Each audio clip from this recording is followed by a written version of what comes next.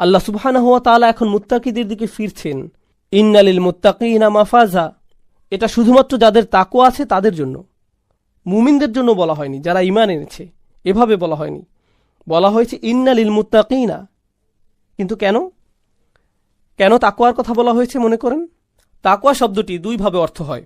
এক হচ্ছে ভয়, আমরা সচরাচর এভাবেই করতে দেখি, কিন্তু এটা সঠিক নয় পুরোপুরি। ভয় হচ্ছে আরবিতে খৌফ, যেমন কোরআনে আছে ইন্নী আখাফুল্লাহ, যখন ইবলিস বলে ইন্নী আখাফুল্লাহ রব্বিল আলামিন। কিন্তু এখানে তাকওয়া বলতে বোঝানো হয়েছে সেই সাবধানতা অবলম্বন যা আপনি করে থাকেন ভয়ের ফলস্বরূপ। ভয়ের কারণে আপনি ঠিক যা যা করে থাকেন, যখন আপনি ঘর ঠিকমতো লক করেন, ভালোভাবে চেক করে ঘুমাতে যাচ্ছেন, আপনি তাকওয়ার প্র্যাকটিস করছেন। যখন হজে যাওয়ার আগ মুহূর্তে আপনি কাগজপত্র, পাসপোর্ট ইত্যাদি ভালোভাবে দেখে বুঝে নিচ্ছেন, আপনি তাকওয়ার চর্চা করছেন। ফাতাজাওয়াদু ফাইন্না খায়রা যাদুন আত-তাকওয়া। তো তাকওয়া হচ্ছে সতর্কতামূলক কাজকর্ম করে নেয়া। আক্ষরিকভাবে আল্লাহ আজ্জা জাল্লা আমাদের কোরআনে বলছেন ফাত্তাকুন নার, জাহান্নামের আগুন থেকে বাঁচতে সতর্ক হও, এমন কাজকর্ম করো যাতে করে শেষে জাহান্নামের আগুনে পুড়তে না হয়। এটাই তাকওয়া। তো সাবধান থাকো, খুঁতখুঁতে থাকো নিজের কাজকর্মের ব্যাপারে, কারণ সাবধানে না থাকলে শেষে বিপদে পড়তে হতে পারে। এরাই হচ্ছে তাকওয়াবান মানুষ। তাকওয়া অনুভূতির চাইতেও বেশি কিছু বোঝায়। এটা এমন অনুভূতি যার পরিণতি আমাদের কিছু না কিছু করতে বাধ্য করে। আপনি কিছু করেন যাতে নিজে বাঁচতে পারেন, নিজেকে সাহায্য করেন, এটাই তাকওয়া। ইন্নালিল মুত্তাকিনা, সেসব মানুষ যাদের ভয় ছিল, যারা সাবধান ছিলেন, তাদের ভয় ছিল যে কাজের পরিণতি ভোগ করতে হবে, আর সেই ভয়কে তারা কাজে রূপান্তর করেছিল। শুধুমাত্র তাদের জন্য আছে মাফাজা। মাফাজ শব্দটি মাস্তার আর জারফ দুটোই হতে পারে। এর দ্বারা বোঝায় তারা সফল হতে পারে, সাথে সফলতা উদযাপনের স্থানও তারা পেতে পারে, আর এর সাথে নির্দিষ্ট সময়ও তারা পেতে পারে। যখন তারা তাদের সফলতা উদযাপন করবে, তিনটা অর্থ পাওয়া যাচ্ছে কেবল একটা শব্দ থেকে, মাফাজান শব্দটি। আবারও এর দ্বারা বোঝায় শুধুমাত্র তাকওয়াবান মানুষেরাই সফল। সফলতা হিসাবে নির্দিষ্ট জায়গাও থাকবে, যেটা জরফ মাকান, সফলতার স্থান অর্থাৎ জান্নাত। মাফাজ শব্দের অর্থ এছাড়াও সফলতার সময়কাল বোঝায়, মানে বিশ্বাসীদের অবশ্যই ধৈর্যশীল হতে হবে, শীঘ্রই তারা পাবে। এখন হয়তো পাচ্ছে না, কিন্তু নিঃসন্দেহে শীঘ্রই তারা পেতে যাচ্ছে একটা নির্দিষ্ট সময়ে। হাদাইকা ওয়া আনাবা, এরপর আল্লাহ বিবরণ দিচ্ছেন অন্তত পক্ষে যে স্থানে তারা থাকবে সেটার হাদাইকা অর্থাৎ বাগান। আরবিতে হাদাইক শব্দটি বেশ মজার। এর দ্বারা বোঝায় এমন কোনো বাগান যেটার উঁচু দেয়াল বা বেড়া রয়েছে, মানে এটি দ্বারা সংরক্ষিত কোনো বাগান বোঝায় যেটাতে কেবল মালিক একাই যেতে আসতে পারবে। এটাই হাদিকা বা জান্নাত শব্দটি হতে একটু ভিন্ন। এছাড়াও হাদাইকা শব্দটির সাথে জড়িত একটি শব্দ হচ্ছে হাদাকা, যার দ্বারা বোঝায় চোখের মণি, কেননা এটা একটা চমৎকার বন দ্বারা পরিবেষ্টিত। অর্থাৎ এমন একটি বাগানের কথা বলা হচ্ছে যা কিনা বিভিন্ন রঙের মিশ্রণ, বর্ণ দ্বারা বৈশিষ্ট্যমণ্ডিত। হাদাইকা বলতে এমন একটি বাগানই বোঝায়। হাদাইক এখানে বহুবচন, অনেকগুলো বাগান। ও আনাবা মানে আঙ্গুর, এটি এমন এক খাবার যাতে ইতিমধ্যেই পানীয় মজুদ আছে, একের ভিতরে দুই। সুবহানাল্লাহ। ও কাওয়াইবা আতরাবা, কাওয়াইব হচ্ছে কাইব শব্দের বহুবচন, যার অর্থ হচ্ছে খুবই আকর্ষণীয়, সুন্দরী তরুণী, যাদেরকে আতরাবা বলা হয়েছে। তারা একের অধিক থাকবে বিশ্বাসীদের জন্য। আর আতরাব মানে হচ্ছে তারা সমবয়সী হবে, তারা একে অপরের জন্য খুবই উপযুক্ত সঙ্গী হবে, আতরাবা। তারপর আল্লাহ বলছেন ওয়া কাসান দিহাকা। কাস শব্দটি বর্তমানে বোঝায় কাপ অথবা গ্লাস। ক্লাসিক্যাল আরবিতে কাস শব্দটি ঠিক তখনই ব্যবহার হতো যখন সেটি কোনো মদ বা দামি পানীয় দ্বারা পূর্ণ থাকত। শুধুমাত্র এক্ষেত্রেই তারা কাস শব্দটিকে গ্লাস বোঝাতে ব্যবহার করত, অন্যথায় অন্য শব্দের প্রয়োগ হতো। এখানে বলা হয়েছে ওয়া কাসান দিহাকা, মানে খুবই দামি অথবা ভিনদেশি কোনো পানীয়। তারপর দিহাকা শব্দের অর্থ উজ্জ্বল ও পরিপূর্ণ, দীপ্তিমান, অর্থাৎ সেই পানীয়র বর্ণ হবে ভিন্ন ধরনের, সাধারণ নয়, আর সেটি হবে পরিপূর্ণ, ঠিক যেমন পার্টি বা উৎসবে থাকে। এরপর আল্লাহ বলেন লা ইয়াসমাউনা ফিহা লাগওয়ান ওয়ালা কিযাবা। সুবহানাল্লাহ। তারা সেখানে সেই সকল বাগানগুলোতে কোনো ধরনের লাগওয়ান বা কিযাব শুনতে পাবে না। লাগওয়ান শব্দের অর্থ হচ্ছে অপ্রয়োজনীয় কথাবার্তা, আর কিযাব হচ্ছে কেউ যে কোনো কারো বিরুদ্ধে মিথ্যা বলে, এমন যে কোনো দুইটি বিষয়ে আলাদাভাবে আল্লাহ উল্লেখ করেছেন।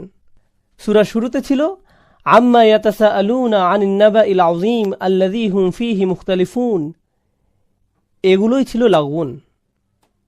আল্লাহ বলছেন, বিশ্বাসীরা তোমাদের চিন্তা নেই, যখন তোমরা জান্নাতে আসবে এখানে তোমরা অযথা কথাবার্তা শুনতে পাবে না। ওয়ালা তাসমাউন্না মিনাল্লাযীনা উতুল কিতাবা মিন ক্বাবলিকুম ওয়া মিনাল্লাযীনা আশরাকু আযান কাসীর। এই দুনিয়াতে সূরা আল ইমরানে আল্লাহ বলছেন, তোমাদের অনেক কষ্টকর আলাপ আলোচনা কানে নিতে হয়, অসংখ্য কষ্টকর শব্দ তোমাদের সহ্য করতে হয় কাফিরদের থেকে। এমনকি রাসূলকেও বলা হয়েছে, ফাসবির সবরান জামিলা, এই জীবনে শুধু একটু ধৈর্য ধরে যাও সুন্দরভাবে। অসবির আলা মা ইয়াকুলুনা ওয়াহজুরহুম হাজরান জামিলা, তাদের কথাতে ধৈর্য ধারণ করো। এখানে আল্লাহ আমাদের বলছেন যে এদের ব্যাপারে দুশ্চিন্তা করো না, যখন তোমরা এখানে চলে আসবে এসব আজেবাজে কিছুই তোমাদের শুনতে হবে না। লা ইয়াসমাউনা ফিহা লাগওয়াও ওয়ালা কিযাবা। অপর বিষয়টি, বিশ্বাসীরা যারা দিনের জন্য কাজ করে তারা সর্বদা কি শুনতে পায় জানেন? কিযাব। তারা মিডিয়াতে কিযাব শুনতে পায়, তাকযীব শুনতে পায়, যখন মানুষজন নবী রাসূলদের বিরুদ্ধে মিথ্যা বলে, তাদের নামে আজেবাজে কথাবার্তা ছড়ায়, মানহানি করতে চেষ্টা করে, আল্লাহর কিতাব সম্পর্কে মিথ্যা শুনতে থাকে। এগুলো সবই কিযাব। এগুলি হচ্ছে কষ্টের, দুঃখের বিষয় বিশ্বাসীদের জন্য। তাই আল্লাহ বলছেন, তোমাদের এসব কথাবার্তা দ্বারা আর কষ্ট সহ্য করতে হবে না। লা ইয়াসমাউনা ফিহা লাগওয়াও ওয়ালা কিযাবা জাযাআম মির রাব্বিকা। আর এই সকল চমৎকার বিবরণের ব্যাপারে প্রথমেই আল্লাহ বলছেন জাযাআম মির রাব্বিকা। লক্ষ্য করুন, কুফফারদের ব্যাপারে প্রথমে আল্লাহ বলেছিলেন জাযাআও ওয়িফাকা, তারপর থেমে গিয়েছিলেন।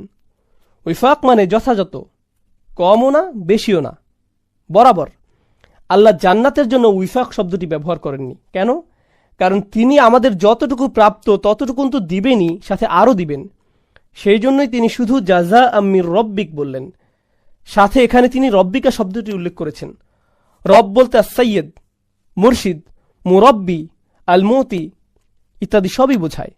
অর্থাৎ যিনি দান করেন, যিনি দেখাশোনা করেন, সকল কিছু রক্ষণাবেক্ষণ করেন, যিনি সৃষ্টি করেন, সকল সুযোগ সুবিধা দিয়ে থাকেন, এই সমস্ত পজিটিভ শব্দসমূহ সবই রব শব্দের অন্তর্ভুক্ত। এটি একটি করুণাময় রহমত সম্পন্ন শব্দ। রব কিন্তু তাদের সাথে ব্যবহৃত হয়নি। আল্লাহ বলেননি জাযাআও ওয়িফাকা মির রাব্বিহিম, না, তিনি এমনটা বলেননি। কেননা এখানে করুণা, দয়ার কোনো অবকাশই নেই। এখানে আল্লাহ তার দয়ার উল্লেখ করছেন। তবে তিনি শুধুই রবের কথা বলেননি, রব্বিস সামাওয়াতিও বলেননি, যেটা সামনে আসছে। বলছেন রব্বিকা, তোমার মালিকের পক্ষ থেকে, ও মুহাম্মদ সাল্লাল্লাহু আলাইহি সাল্লাম। আর আমরা জানি আল্লাহ যখন তার রাসূলের সাথে কথা বলেন, সেটাই কোরআনের সবচাইতে দয়াশীলতার জায়গাগুলোর একটি। তো এখানে রহমতের ভার আরও বৃদ্ধি হলো, শুধু রব না বলে রব্বিকা বলার কারণে। তোমার রব মুহাম্মদ সাল্লাল্লাহু আলাইহি সাল্লাম। তারপর তিনি আরও দুটি শব্দ যুক্ত করলেন, খুবই চমৎকার দুটি শব্দ।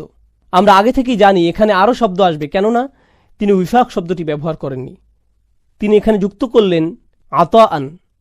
আতাআ হচ্ছে আপনি যখন কাউকে এমন কিছু দেন যা পাওয়ার মতো যথাযথ কাজ সে করেনি, পূর্ণ যোগ্য সে নয়, সেটি একটি গিফট। যেমন ইন্না আ'তাইনাকা আল কাউসার, কাউকে কিছু উপহার দেয়া একটি বিষয়, কিন্তু উপহারের বন্যায় ভাসিয়ে দেয়া, রাজকীয় উপহার দেয়া, এটাই হচ্ছে ইআতা। তো আল্লাহ প্রথমে বলেছেন আতাআন, তাদের উপর উপহারের বন্যা বইবে। তারপর তিনি বলছেন হিসাবা। যারা উর্দুভাষী মানুষ আছেন মনে করবেন না যে এটা উর্দু হিসাব বোঝানো হচ্ছে, সাবধান, এটা সেই হিসাব নয়। কাতাদা রাদিয়াল্লাহু আনহু বিষয়টা সুন্দরভাবে ব্যাখ্যা করেছেন। কখনো কেউ বলে আহসাবতু ফুলানান, শব্দদ্বয় দ্বারা প্রাচীন আরবিতে অর্থ হতো আমি কাউকে এত এত এতই দিয়েছি যে ব্যক্তি নিজেই বলছে আমি আর নিতে পারছি না, অনেক হয়েছে। ঠিক এই পয়েন্টে যখন সে পৌঁছায় তখন সে বলে হিসাবান। তো আল্লাহ বলছেন তিনি এতই দিবেন যে বিশ্বাসীরা নিজেরাই বলবে আমাদের আর চাই না, অনেক হয়েছে। তাই জাযাআম মির রাব্বিকা আতাআন, আর তারপর হিসাবা। আল্লাহ আমাদের এমন অসাধারণ উপহারের স্বাদ নেওয়ার যোগ্য করে ইনকালাবা আলা ওয়াজহিহি, এবং যদি কোনো পরীক্ষায় পড়ে তখন মুখ ঘুরিয়ে নেয়। তার মানে কি? তার মানে আমি আল্লাহর কাছে কিছুই চাই না। কিভাবে তিনি আমাকে ছেড়ে গেলেন, কেন তিনি আমাকে বিপদে ফেললেন? আমাদের সময় এটা উপলব্ধি করা খুবই সহজ। আমরা অস্বাভাবিক এক ভোগবাদী সমাজে বসবাস করি, যেখানে সবকিছু সহজলভ্য এবং দ্রুত লাভ করা যায়। বিনোদন পেতে চান, ফোনে একটা অ্যাপ খুললেই হবে। কিছু কিনতে চান, জাস্ট অ্যামাজন থেকে অর্ডার করুন, এটা আপনার ঘরে পৌঁছে যাবে। সবকিছু কষ্ট ছাড়া পাওয়া যায় এবং সবকিছু সাথে সাথেই পাওয়া যায়। আপনি কিছু চাইছেন, আপনাকে তার কাছে যেতে হবে না, সেটাই আপনার কাছে আসবে। সবকিছু দ্রুত হয়। আমাদের এখন আপ্যায়িত হওয়ার অভ্যাস হয়ে গিয়েছে। আপনার একটা অর্ডার যদি 2 থেকে 3 দিনের জন্য দেরি হয়, তবে আপনি তাকে 1 স্টার বা থামস ডাউন খারাপ রেটিং দিচ্ছেন। আমরা এতে অভ্যস্ত হয়ে গেছি। এমত অবস্থায় আপনি যখন আল্লাহর কাছে দোয়া করছেন, আপনার সমস্যাগুলো সমাধান চাইছেন, আপনার সবকিছু দ্রুত এবং তড়িৎ করা দরকার। আমার আর ভালো ভোক্তা অধিকার চাই। যখন এটা হয় না, তখন আপনি বলেন বাজে সার্ভিস। আমার আর ভালো ভোক্তা অধিকার চাই, আমার আর ভালো ভোক্তা অধিকার চাই। আপনার ভাবখানা তখন এমন হয়ে যায় যে আমি আল্লাহর কাছে আর কিছুই চাইব না, কোনো অর্ডার দিব না।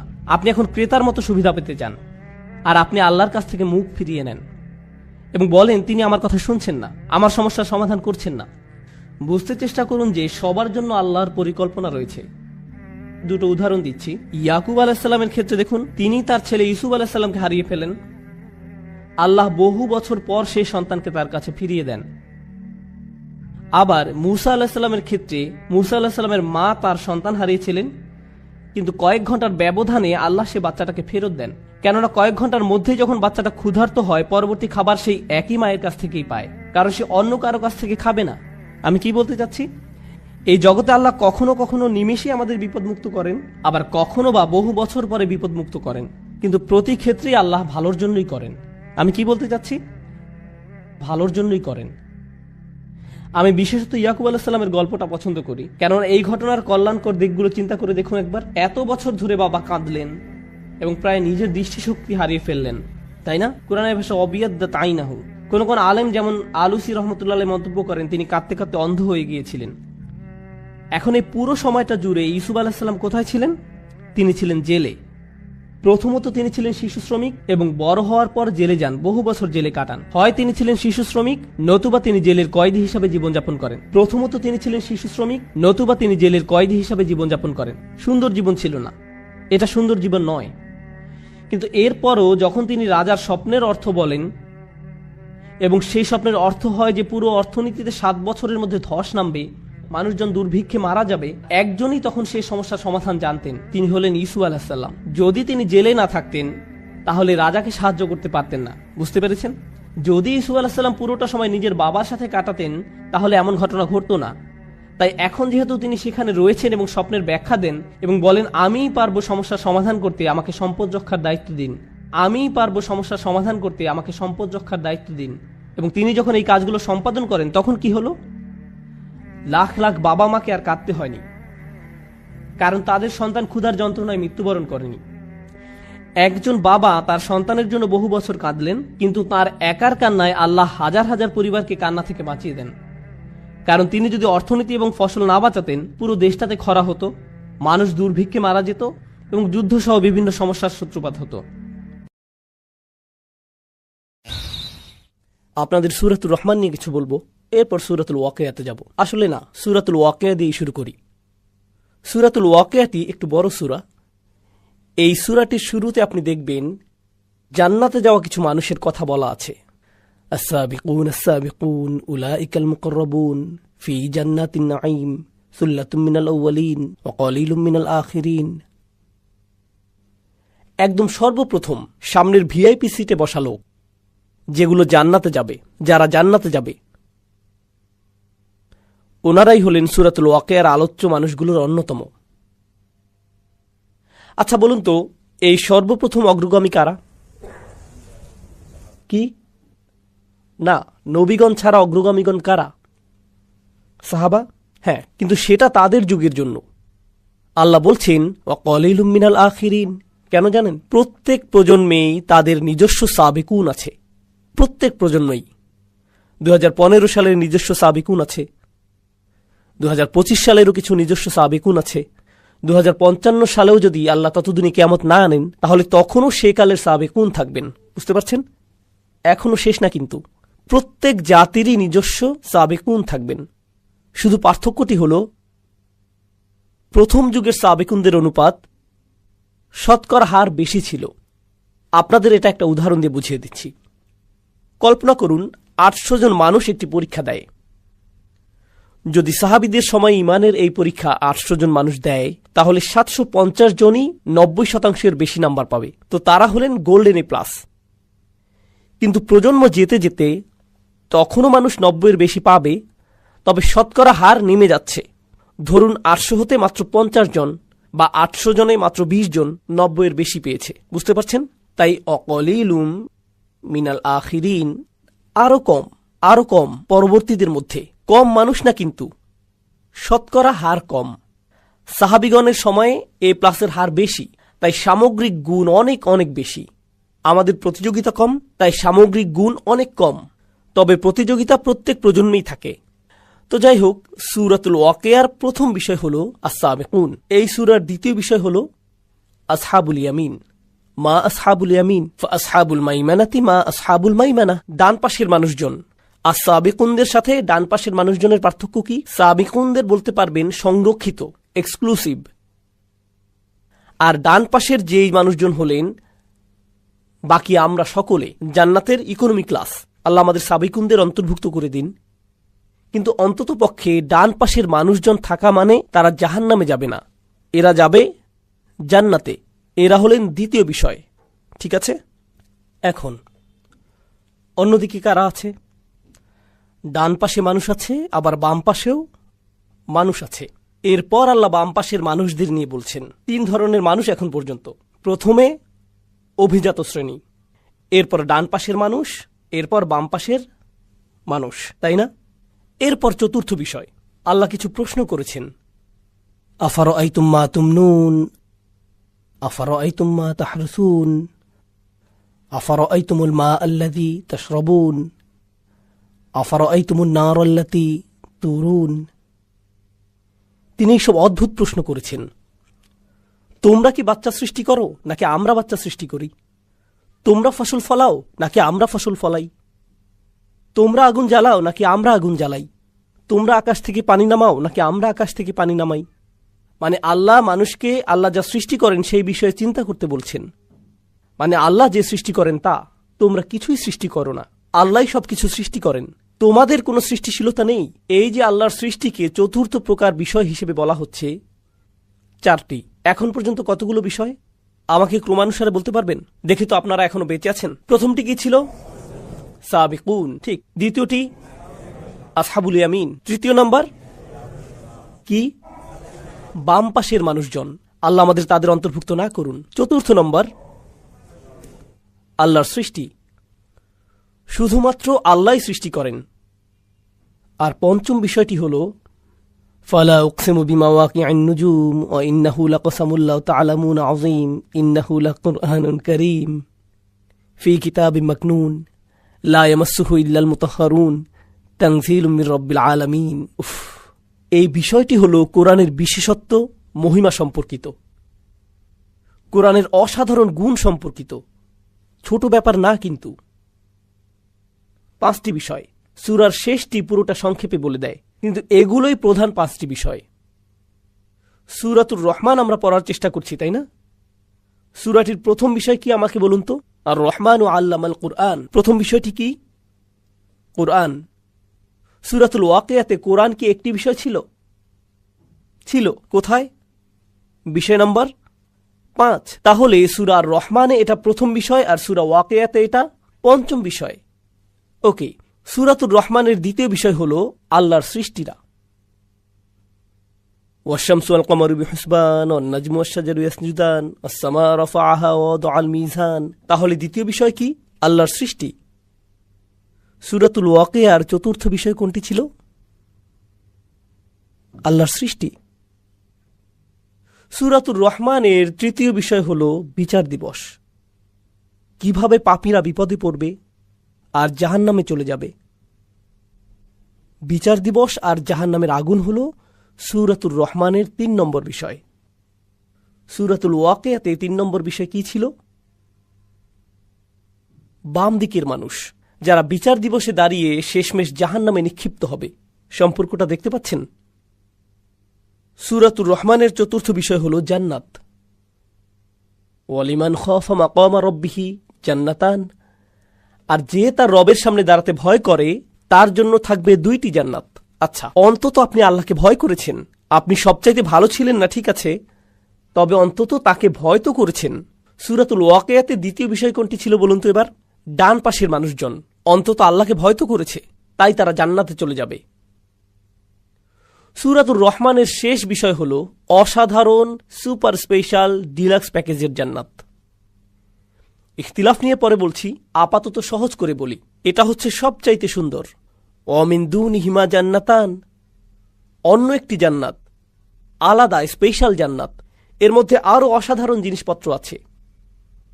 তো একটা জান্নাত আবার অন্য এক প্রকার জান্নাত, এটাই হলো শেষ বিষয়, স্পেশাল জান্নাত। সূরাতুল ওয়াকিয়ার প্রথম বিষয় কি ছিল? সাবিকুন সাবিকুন কোথায় যাবে? জান্নাতের সেই স্পেশাল জায়গায়। সূরাতুর রহমানের 5টি বিষয় আর সূরাতুল ওয়াকিয়ার 5টি বিষয়, 1 2 3 4 5, 5 4 3 2 1, আয়নার মতো। কুরআন অবিশ্বাস্য রকমের গোছানো। আমরা এখনো সূরাটি শুরু করতে পারিনি, আমরা শুধু পরিবেশটা বুঝতে চেষ্টা করছি। এটা শুধু স্থানটি চেনা, এটা জরুরি, কারণ এর মাঝে আপনি কোরআনের সৌন্দর্য বুঝতে পারবেন, কত গোছানো তা দেখতে পাবেন। আমি জানি না আপনারা মুসলিম বিশ্বে এমনটা দেখেন কিনা, কিন্তু আমি আমেরিকাতে বেড়ে উঠতে গিয়ে কোরআনের ব্যাপারে প্রথম শুধু সমালোচনাই দেখতাম। কলেজে গিয়ে আমি কোরআনের কোনো প্রশংসা শুনিনি, সমালোচনাই হতো। শুধু যে এটার বিষয় তারা অবিশ্বাস করে এরকম না, বরং এর বিন্যাস নিয়েও সমালোচনা করত। এটা নাকি অগোছালো, নির্দিষ্ট গঠন নেই, এসব বলতো। আমি বলতাম, কি বাজে কথা যত সব, সবচাইতে অবিশ্বাস্য গঠন তো এখানেই। তোমরা মনোযোগ দাও না, এজন্য দেখতে পাও না, তাই দেখতেও পাও না, কারণ আল্লাহ এর দরজা অমনোযোগীদের জন্য খুলে ধরেন না, খোলেন না তিনি। আফালা ইয়াতাদাব্বারুনাল কুরআন ওয়ালাউ কানা মিন ইনদি গায়রিল্লাহ লাওয়াজাদা ফীহি ইখতিলাফান কাসীরা। তারা কি তবে কোরআন নিয়ে গভীর চিন্তা ভাবনা করে না?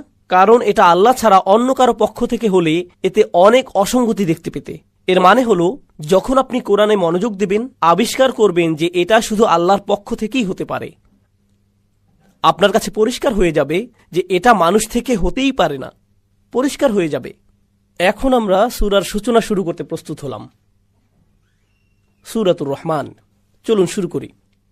কিছু জিনিস আপনাদের জানাতে হবে। আমি নিজেকে দিয়ে শুরু করি। আমার পেশা হলো শিক্ষকতা, জীবিকার জন্য শেখাই। আর শিক্ষকতা পেশায় আমি অনেক কিছু শিখেছি। আপনাদের সেখান থেকে একটি বলছি, কারণ এই সূরার সাথে সেটা সম্পর্কিত। ক্লাসরুমের ভেতর আমি আরবি শেখাই।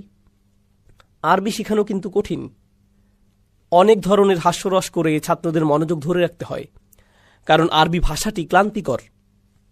যেমনটা আমি আগেও বলেছি, আপনার ঘুমের প্রয়োজন হলে আরবি ক্লাসে ঢুকে যান, জীবনের শ্রেষ্ঠ ঘুম পেয়ে যাবেন। রফা নসব শুরু হতে হতেই আপনি অজ্ঞান। তাই অনেক সময় ধরে আমি ভেবেছি এটা আমি কিভাবে শেখাবো, কি প্রশ্ন জিজ্ঞেস করব, যখন ছাত্ররা উত্তর দেবে সেটা নিয়ে কিভাবে ঠাট্টা করব, সবাইকে কিভাবে জাগিয়ে রাখব। সেটা কিন্তু এই লেকচারের মতো না। এই লেকচারে আপনাদের আমি শেখাচ্ছি না, কিছু প্রশ্ন করছি আপনাদের, তবে আপনাদের জেকে ধরছি না, আপনাদের নামও জানি না, আর ভুল উত্তর দিলে আপনাদেরকে মুরগিও বানাচ্ছি না। এখানে সেটা করছি না আমি। কিন্তু আমার ক্লাসরুমে যখন পড়াই, সেই ছাত্ররা কান্না করে দেয়। তারা কিন্তু ঈমান বেড়ে গেছে তাই কাঁদছে না, কান্নার অন্য কারণ আমি দেই তাই কান্না করে। শিক্ষক হিসাবে সেটাই করি, সেটা ভিন্ন জিনিস। কারণ শিক্ষকতায় অনেক কাজ করতে হয়। আপনার ব্যাখ্যা করতে হয়, ছাত্রদের পুনরাবৃত্তি করাতে হয়, এরপর ছাত্রদের বিভিন্ন প্রশ্নের উত্তর দেওয়াতে হয়, যেন জানতে পারেন যে তারা বুঝছে কিনা। আপনি শুধু তাদের পুনরাবৃত্তি চান না, আপনি চান যেন তারা বুঝে, তাই না? এভাবে প্রশ্ন উত্তর আগে পিছে এদিক সেদিক করতে হয় না বোঝা পর্যন্ত। তো আমি অধ্যায়টা রেডি করলাম। আমি নিজের উপর বেশ খুশি। ভাবছি জীবনের সবচাইতে সুন্দরভাবে বোঝাবো আমি এবার। তো আমি ক্লাসে গেলাম, সবাইকে পড়ালাম, সেটা আমি খুব খুশি। সুন্দর উদাহরণ দিয়েছি, ছাত্রদের জিজ্ঞেস করেছি, সবাই বলল বুঝেছে। বুঝেছি, কি অসাধারণ। 1 ঘন্টা পর একজন ছাত্র হাত তুলল, উস্তাদ আমি বুঝিনি। আচ্ছা ওকে, কোনো সমস্যা নেই। তুমি বোঝুনি? কোন অংশটি বোঝুনি বলো তো? সে বলল, কিছুই বুঝিনি।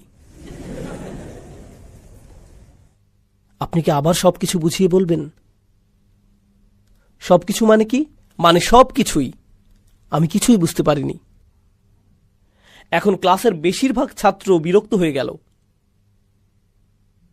কিরকম গাধা সে, কি পরিমাণ গর্ধব!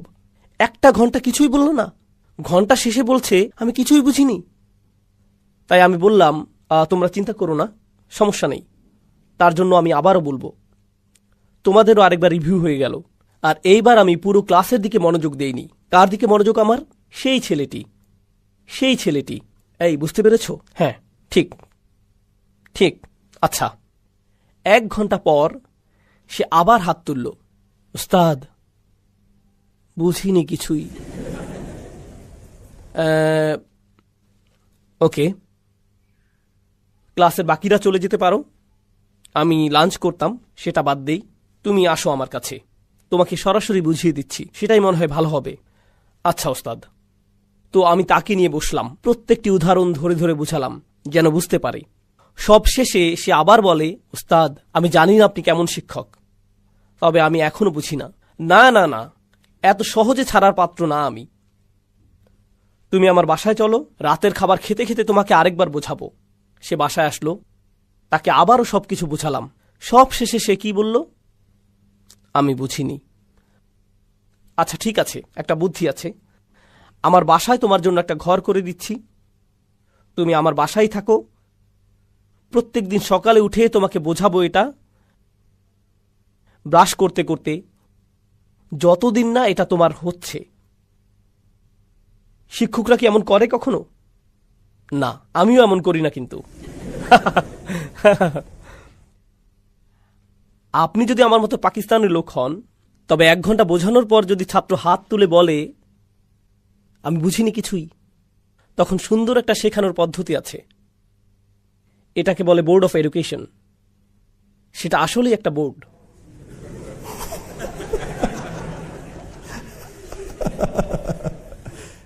এখন বুঝেছিস? হ্যাঁ, একদম বুঝে ফেলেছি। এখন বুঝবে। শিক্ষকরা এত ধৈর্যশীল না। কতবারই আর বুঝাবেন? বলবেন, এত গাধা কেন তুমি? বুঝো না কেন তুমি? তোমার মাথা কাজ করে না কেন? কি সমস্যা তোমার? এটা আমার দোষ না, এটা ছাত্রের দোষ, তাই না? দেখুন, কিন্তু কোরআনের মূল বার্তাটি কিন্তু একদম সোজা, একদম সহজ। আপনি যদি কোরআনের মূল বার্তা সংক্ষেপে লিখতে বলেন, সেটা আমি অর্ধেক কাগজেই লিখতে পারবো, পুরোটাও লাগবে না। কোরআনের বিষয়গুলো কি কি? শুধুমাত্র এক স্রষ্টা, আখিরাত আছে, আগের জাতিগুলো তাদের নবীদের কথা মানেননি, কিছু কাজ আছে হারাম, খুব বেশি কিছু না, কিন্তু সোজা সাপটা, জটিল কিছু না। কুরাইশরা কতদিন যাবৎ কোরআন শিখছে? 1 যুগের বেশি, তাই না? মক্কি কোরআনের কি পুনরাবৃত্তি আছে? আল্লাহ কি বারবার বলেছেন জাতিদের ব্যাপারে? আল্লাহ কি নিজের একত্ব নিয়ে বারবার বলেছেন? ইবাদতের একত্বতা নিয়ে? আল্লাহ কি নবীদের উপর ঈমান আনা নিয়ে পুনরাবৃত্তি করেছেন? আল্লাহ কি হালাল হারাম নিয়ে পুনরাবৃত্তি করেননি? তিনি কি অভাবীদের খেয়াল করা, অন্যদের ক্ষতি না করা নিয়ে পুনরাবৃত্তি করেননি? তিনি এই সব পুনরাবৃত্তি করছেন বারবার। যে কোনো ভালো শিক্ষক শেখানোর জন্য কি করে? সে কি করে? বারবার বলে আল্লাহ করেছেন। আর তাও শুধু 1 ঘন্টা না, 2 ঘন্টা না, 1 মাস না, 2 মাসও না, কতদিন? 1 যুগেরও বেশি সময় যাবত। তাছাড়া কোরআন কিন্তু একটা পাঠ্যক্রম। কোরআন হলো পাঠ্যসূচি, কিন্তু একটা ভালো পাঠ্যক্রম, ভালো বই যথেষ্ট না। আপনার খুব ভালো একজন শিক্ষকও লাগবে। কখনো আপনার কাছে খুব ভালো একটা বই থাকলেও শিক্ষক হয় জঘন্য, তখন কেউ কিছুই শেখে না। তাই আল্লাহ শুধু শ্রেষ্ঠ বইটিই দেননি, তিনি বিশ্ব মানবতাকে সর্বশ্রেষ্ঠ কি দিয়েছেন? শিক্ষক। আর ভালো শিক্ষকের উচিত ছাত্রদের সাথে ধৈর্য ধরা। তারা না শুনলেও তিনি ধৈর্য ধরেন। তিনি কি ভালো শিক্ষক? যত্নশীল শিক্ষক তিনি? বলেন কি সাল্লাল্লাহু আলাইহি সাল্লাম। আর এই ছাত্ররা, কুরাইশরা, একদম সহজ জিনিস শুনেও বলে কিছুই বুঝিনি। তারপর তিনি আবারও ব্যাখ্যা করেন, ওয়াকাযালিকা নুসাররিফুল আয়াত, আমরা আয়াত বারবার বদলে দেই। এভাবে যদি না বুঝতে পারো তাহলে এভাবে বুঝবে, ওভাবে যদি না বুঝো তাহলে আসো ওইভাবে বোঝাই, এরপর ওইভাবে বোঝাই, তারপর সেইভাবে। ইয়াদরিবুল্লাহু আমসালা লিন্নাস, আল্লাহ প্রত্যেক মানুষের সহজতার জন্য অনেক উদাহরণ দিয়েছেন, কারণ প্রত্যেক ছাত্র প্রত্যেক উদাহরণ হয়তো বুঝবে না। তাই আল্লাহ একটা উদাহরণ দেন, সেটা না বুঝলে কি করেন, আরেকটা দেন, এরপর আরেকটা, এরপর আরেকটা। জানেন, কোরআনের ভেতর আল্লাহ কোরআনকে তাসরিফুর রিয়াহ এর সাথে তুলনা করেন, বায়ু প্রবাহ। কারণ কিছু বায়ু হালকা, কিছু অনেক জোরে, কিছু বাতাস আসে উত্তর থেকে, কিছু দক্ষিণ থেকে, কিছু পূর্ব থেকে, কিছু পশ্চিম থেকে, কিছু ঠান্ডা আবার কিছুটা উষ্ণ। ঠিক কোরআনের আয়াতের মতো, কিছু আয়াত আপনাকে আনন্দ দেবে, কিছু ভয় দেখাবে, কিছু কষ্ট দেবে, কিছু আপনার প্রেরণা যোগাবে, কোনো আয়াত শেখাবে, কোনোটা অভয় দেবে, কোনোটা আবার শক্তি যোগাবে। বিভিন্ন রকমের বায়ু ঠিক কোরআনের বিভিন্ন আয়াতের মতো প্রত্যেকটা উপায় গ্রহণ করা হয়েছে। তাছাড়া কিছু ছাত্র গর্দভ হয়, আমি জানি, মনোযোগই দেয় না। এরপর আরেক ধরনের ছাত্র আছে যারা বলে আমি বুঝি না, এরপর বুঝিয়ে বলার পর আবার বলে হ্যাঁ আমি বুঝিনি, আবার বোঝান, সে বলে এই দেখো আমি বুঝিনি। এরা কি ধরনের ছাত্র? এরা ঝামেলাকারী। সে শিক্ষককে নিয়ে মজা করছে, ক্লাসে মজা নিচ্ছে, ভাবছে এই সব কিছুই ঠাট্টার বিষয়, তাই না? একটা ছাত্র আছে সে আসলেই বুঝেনি, আরেকটা ছাত্র অন্যদিকে সে সব কিছু খুব ভালো বুঝেছে, এরপরেও কি বলে মজা নেয়, আমি বুঝিনি, কিছুই বুঝলাম না, আপনি খারাপ শিক্ষক। আর এই ধরনের ছাত্ররা যখন শিক্ষক বুদ্ধিমান হয়, যখন শিক্ষক চালাক হন, তিনি ঝামেলাকারীকে চিনে ফেলেন, বুঝে ফেলেন কখন ঝামেলা করছে। আর যখন সেসব করে তখন সেই ছাত্রের কি হয়, একে বলে মুরগি। কিছু শাস্তি দিতে হয়, ঠিক? প্রিন্সিপালের অফিসে যাও, স্কুল থেকে বেরিয়ে যাও। আল্লাহ কি জানেন কারা কোরআন নিয়ে ঠাট্টা করছে, কারা ঠাট্টা করছে? তিনি জানেন। আর তিনি তাদের কাছে কোরআন বারবার বারবার ব্যাখ্যা করছেন সর্বশ্রেষ্ঠ শিক্ষককে দিয়ে, 1 যুগেরও বেশি সময় যাবত। শিক্ষক হিসেবে তবে আল্লাহর কি রাগ করার অধিকার আছে? অবশ্যই আছে। সেই ছাত্রগুলো কি শাস্তি পাওয়ার যোগ্য? অবশ্যই। কিন্তু আল্লাহ কি শাস্তি দিচ্ছেন তাদের? না, কারণ আল্লাহ অন্য কোনো শিক্ষকের মতো নন, তিনি যে কোনো শিক্ষক নন, তিনি আর রহমান, আল্লামাল কুরআন। লাউ কানা দুনার রহমান, রহমান ছাড়া অন্য কেউ যদি হতো কোরআন শেখাচ্ছে, তাহলে বাঁচতে পারত না। বরং আমি অনেক সময় বলি, অনেক সময় যখন এইসব ক্লাসগুলো নেই তখন অডিয়েন্সে বসা কেউ কেউ হাফেজও থাকেন, এমন শিক্ষকও থাকেন যারা বাচ্চাদের কোরআন হিফজ করান। আর হিফজ মাদ্রাসাগুলো, তাহফিজের মাদ্রাসাগুলোর ছাত্ররা তাদের শিক্ষকদের ভয়ে কাতর। তারা যদি সঠিকভাবে সবক দিতে না পারে, 1, 2 বা 3টা ভুল যদি করে, তবে উস্তাদের হাতে পাইপ আছে, চাবির চেইন আছে। বাচ্চার চেহারায় এভাবে চাবি লেগে থাকে। তাই তারা যখন কোরআন শেখার চিন্তা করে তখন ভাবে দয়ামায়াহীন কিছু একটা। এটা কি দুঃখজনক না? কারণ আল্লাহ স্বয়ং বলছেন যখন কোরআন শেখানো হয়, কে শেখায়? তিনি কিন্তু বলেননি আল জব্বার আল্লামাল কুরআন, তিনি বলছেন আর রহমান আল্লামাল কুরআন। আমরাই যখন কোরআন শেখাই তখন আমি শুধু রাসূলুল্লাহ সাল্লাল্লাহু আলাইহি সাল্লামের সুন্নাহ পরিপূর্ণ করছি না, বরং আমরা স্বয়ং আল্লাহর সুন্নাহ পূরণ করছি। আল্লাহ নিজেই কোরআন শিখিয়েছেন, আমাদেরকে সেটাই নকল করতে হবে। যেমন রসুলের সুন্নাহ নকল করতে হবে সাল্লাল্লাহু আলাইহি সাল্লাম, আল্লাহর সুন্নাহও আমাদের মানতে হবে। যখন কোরআন শেখাবো আরো বেশি দয়াবান হতে হবে। বুঝতে পারছেন?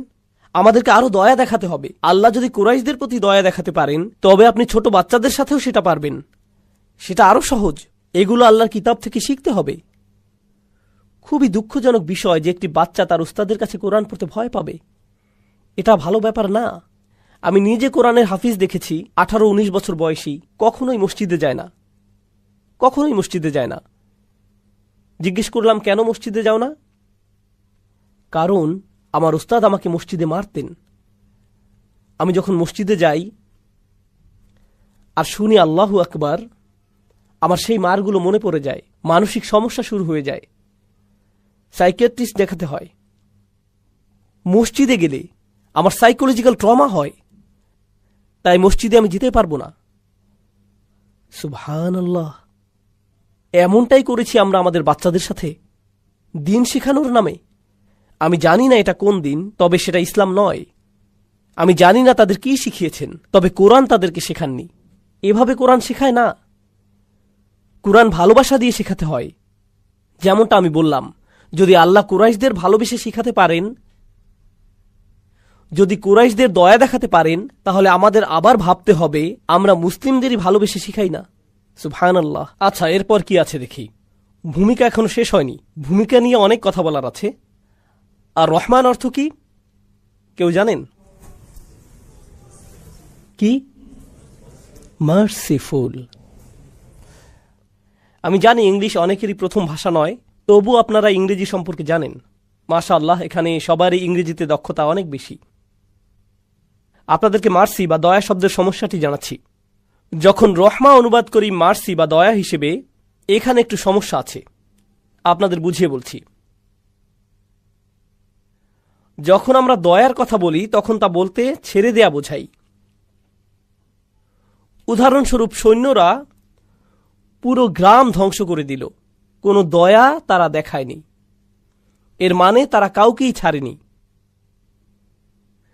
পুলিশ অফিসার আমাকে ফাইন করল, কোনো দয়া দেখায়নি। আমি বিচারকের কাছে দয়া ভিক্ষা চাইলাম। আমি আমার শিক্ষকের কাছে দয়া ভিক্ষা চাইলাম। আমি প্লেট ভাঙার পর আম্মার কাছে দয়া ভিক্ষা চাইলাম। দয়া ভিক্ষা চাওয়া মানে আমাকে শাস্তি দেবেন না বলা। বুঝতে পারছেন? বাংলা ভাষায় যখন দয়া শব্দটি ব্যবহার হয় তখন শাস্তির কথাই মাথায় আসে, তখন শাস্তির চিন্তাই মাথায় আসে, যে সেই শাস্তি থেকে মুক্তি হলো। অর্থাৎ আপনার অবচেতন ভাবেই শাস্তির কথা চলে আসে, অর্থাৎ আপনার মনে অবচেতন ভাবেই শাস্তির কথা চলে আসে। সেই শাস্তি থেকে মুক্তি পাওয়াটাই দয়া। এখন এখানে কয়জন আছেন টেক ইন্ডাস্ট্রিতে, টেকনোলজি ইন্ডাস্ট্রি, প্রোগ্রামার? আচ্ছা, আপনারা ডিফল্ট বিষয়টা তো বোঝেন। দয়া শব্দের ডিফল্ট পজিশন হল শাস্তি, কিন্তু রহমা শব্দে শাস্তির কোনো বিষয়ই নেই। আপনাকে শাস্তি থেকে মুক্তি দেওয়া হচ্ছে না এখানে যখন রহমা উচ্চারণ করেন। এটা আসেই না একদম। এটাই হলো রহমার বদলে দয়া শব্দ ব্যবহারের সমস্যা। তাহলে রহমা শব্দটি কোত্থেকে আসে? এটা আসে রাহম শব্দ থেকে, যার প্রকৃত অর্থ হলো মায়ের পেট, গর্ভ। রহম হলো মায়ের গর্ভ। যখন অন্তঃসত্ত্বা কোনো মহিলার কথা চিন্তা করেন, তার পেটে একটি বাচ্চা চিন্তা করেন, শাস্তির কথা মনে হয়? তাহলে বলুন তো কি চিন্তা করেন? একজন মহিলা, তার পেটে একটি বাচ্চা, হয়তো 3 মাসের অন্তঃসত্ত্বা বা 5 মাস, 6 মাস, হয়তো পেটের ভেতর বাচ্চাটির লাথি মারার বয়স হয়েছে। যেমন আমার মা বলেছিলেন আমি নাকি এমন করতাম। আমি মনে হয় টায়ার্ড হয়ে হাত পা বেশি ছোড়াছুড়ি করতাম পেটের ভেতর মধ্যরাতে। তো ভালো, মা তার বাচ্চার ব্যাপারে কি অনুভব করে? সে এখনো বাচ্চাটি দেখেনি, এখনো দেখেনি নিজের সন্তানকে। তার অনুভূতি কি? ভালোবাসা। প্রথম যে শব্দটি মাথায় আসে সেটা কি? ভালোবাসা। দ্বিতীয় যে শব্দটি মনে আসে তা হল সুরক্ষা। সে টেবিলের কোণাগুলো খেয়াল করে, নিজে নিরাপদ থাকতে চায়, এক পাশে ফিরে শোয়, তাই না?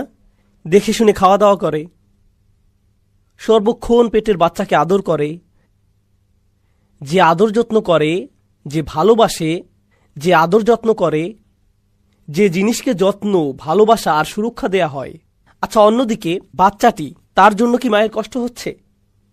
হ্যাঁ, সে মায়ের খাবার খাচ্ছে, মহিলাটি খায় আর সে তার পুষ্টি নিয়ে নিচ্ছে, আর সে ভেতরে থাকে।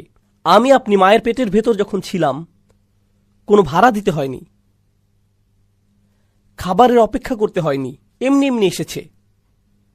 নিজেদেরকে পরিষ্কার করতে হয়নি, কিছুই করতে হয়নি। তাছাড়া জন্ম হবার সময় তাকে প্রায় মেরেই ফেলেছিলাম, তাই না? প্রায় মেরেই ফেলেছিলাম। আর যদিও মাকে মেরেই ফেলেছিলাম প্রায়, তবুও আমাদেরকে ভালোবাসে বের হবার পর থেকেই। অন্য যে কেউ আপনার রক্তপাত করলে আপনি তাকে ভালোবাসবেন না। আমরা আমাদের মায়েদের রক্ত ঝরিয়ে মৃতপ্রায় করে ফেলি, মৃত্যুর কাছাকাছি। আর যখনই বের হয়ে আসি আমরা, তখন আমাদের জন্য তার ভালোবাসা আগের চাইতে আরো বেড়ে যায়। এটা কিন্তু আর অন্য কারো সাথে ঘটে না। কোনো সম্পর্কের সাথেই ঘটে না। এখানে আপনি কিছুই দেন না, শুধুই নেন। আমি যা বোঝাতে চাচ্ছি তা হলো আপনি কখনোই কিছু দেন না, শুধুই কি, আর তিনি আপনাকে আরো বেশি বেশি কি দেন, আরো ভালোবাসা। আপনি আরো নিতে থাকেন, তিনি আরো ভালোবাসতে থাকেন। তাছাড়া দেখুন, তিনি প্রায় মারাই যাচ্ছিলেন, এত রক্তপাত হয়েছিল, মাত্রই সার্জারি থেকে উঠলেন, আর আপনার জন্মের সাথে সাথে কি হলো, তার আপনাকে খাওয়াতে হচ্ছে। আর অনেক মহিলাদের কাছেই বাচ্চাকে খাওয়ানো অনেক সময় রক্তপাতের মতো মনে হয়। যে কেউই সার্জারির ভেতর দিয়ে গেলে বলে আমার 6 সপ্তাহের ছুটি লাগবে, আমার 2 মাসের ছুটি চাই, আমার ছুটি লাগবে, ভ্যাকেশন লাগবে। জন্ম দেবার পর কি কোনো মা 2 মাসের ছুটি পান? না। আপনার পা ভাঙলে 6 মাসের ছুটি পান। তিনি বাচ্চা প্রসব করলেন আর ফুল টাইম মায়ের দায়িত্ব পালন করা শুরু করে দিলেন। কখন থেকে? বাচ্চাটি জন্মানোর মুহূর্ত থেকেই, বাচ্চা হবার মুহূর্ত থেকেই। আর বাচ্চাটি তাকে কি ফেরত দেয়? তিনি বাচ্চাটিকে দুধ দেন, ভালোবাসা দেন, সুরক্ষা দেন। বাচ্চাটা ধন্যবাদ বলে একবারও? বাচ্চাটা তাকে কোনো বেতন টেতন দেয়? বাচ্চাটি তার জন্য কোনো কিছু করে না। ঘুমহীন রাত। বেশির থেকে বেশি বাচ্চাটি যেটা করবে তা হলো তার গায়ে পেশাব করে দিবে, মলত্যাগ করে দিবে, বমি করে দিবে মায়ের গায়ে। আর যখন বাবু হাগু করে দেয় তখন মা বলে ওয়াও কি কিউট, এরপর পরিষ্কার করা শুরু করে দেয়। কোনো সমস্যা নেই, আমার বাবুটা। তিনি ডায়াপার বদলাচ্ছেন আর বাচ্চা তার দিকেই মেরে দিচ্ছে, আর তিনি হাত দিয়ে ঠেকাচ্ছেন। আমি জানি আমার 6টা বাচ্চা, আমি জানি না কিভাবে করে তারা, কিন্তু করে। এটাই হলো কোন শব্দ? রহম। এখান থেকেই আসে কি? রহমা। এখান থেকেই আসে আল্লাহর কোন নাম? আর রহমান। আমরা আল্লাহকে কোনো সৃষ্টির সাথেই তুলনা করতে পারবো না, কিন্তু আল্লাহর সাথে আমাদের যেই সম্পর্ক আছে, আপনি যদি একটু ধারণা করতে চান, যে কারণে সেই হাদিসটি আছে সাম্মাইতুকা বিসমি, আল্লাহ মায়ের গর্ভের সাথে কথা বললেন আর বললেন আমি তোমাকে আমার নাম দিয়ে নামকরণ করেছি। এটা শুধু ভাষাগত সম্পর্ক না, নবী সাল্লাল্লাহু আলাইহি সাল্লামের হাদিসেও এটা পাওয়া যাচ্ছে। এক হাদিসে কুদসিতে তিনি মায়ের গর্ভের দিকে তাকিয়ে বললেন, যে গর্ভ আল্লাহ সৃষ্টি করেছেন আমি আমার নাম দিয়ে তোমার নামকরণ করেছি। এর একটি কারণ আছে, সেটা হলো আল্লাহ আপনার কি হয় তা যদি একটু ধারণা পেতে চান, আপনি পুরোটা বুঝবেন না, তবে সেই অসীম সাগরের যদি এক বিন্দু পেতে চান, তবে কার কথা চিন্তা করবেন? আপনার মায়ের কথা ভাববেন। ওয়ালিল্লাহিল মাসালুল আ'লা। আপনার মায়ের সাথে সম্পর্কে কোন দিকটা? তা হলো আপনি তার থেকে শুধুই নেন, আর তিনি কি? শুধুই দেন। আপনি কখনোই ধন্যবাদ দেন না, তবুও তিনি দিতেই থাকেন।